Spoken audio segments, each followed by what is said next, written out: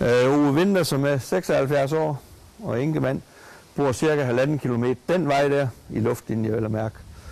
Og lidt længere op, der kommer der en jersømand, der hedder Arne Nikolajsen.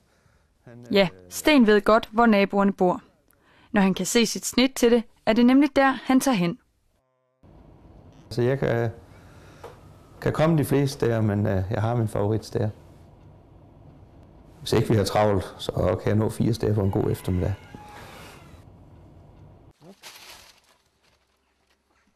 Jeg kan se, om det kan så godt få noget kaffe.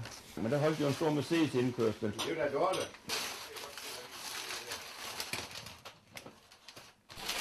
Så er jeg ikke kvidt i dag. Ja.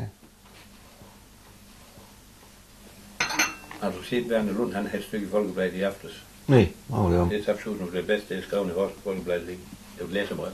Ja. Det var sgu en rigtig mand, vi fik ind. Han skulle ind i Folketinget. Hvad var det lige her?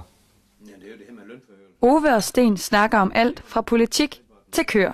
Selvom Ove er født 24 år før Sten, betyder det ikke noget for deres venskab. Det er ligeværdigt. Jeg vil ikke sige, at det er det der fars søn eller sådan noget. Nej, overhovedet ikke. Det er ligeværdigt. Og jeg føler i hvert fald... Jeg føler ikke, at jeg er ældre end Sten. Jeg føler nærmere... Jeg tror nok, alt det han har oplevet, der har han nok oplevet mere, end jeg har. Så der står vi nok også lige. Nej, men du må hygge dig. Vi snakkes ved. Ja, velbekomme.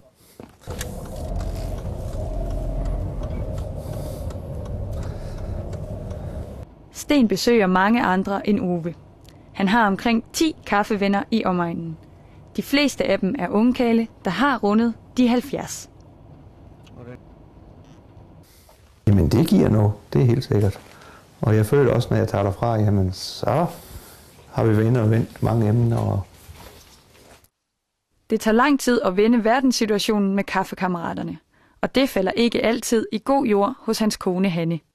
For han har jo også en gård med 40 malkekøer og marker, han skal passe. men det er som, hun ryster lidt på hovedet af mig. Og hun kan også godt sige, har du nu været der igen? Og samtidig når vi er efter nogle af de andre, så kan hun nok også synes, vi er lidt hårde ved dem. Om hun så er bange for, at jeg skal blive smittet af dem, sådan så at jeg bliver lige så sær som mange andre, det ved jeg ikke, men det er jeg jo nok. Noget, der helt sikkert har smittet af på Sten, er hans lange venskab med frøken Neergaard, som bor i huset her bagved. Sten har taget sig af den 91-årige dame i 28 år, og er i dag den eneste frøken Neergaard lukker ind i sit hjem. En speciel oplevelse har nemlig knyttet dem rigtig tæt.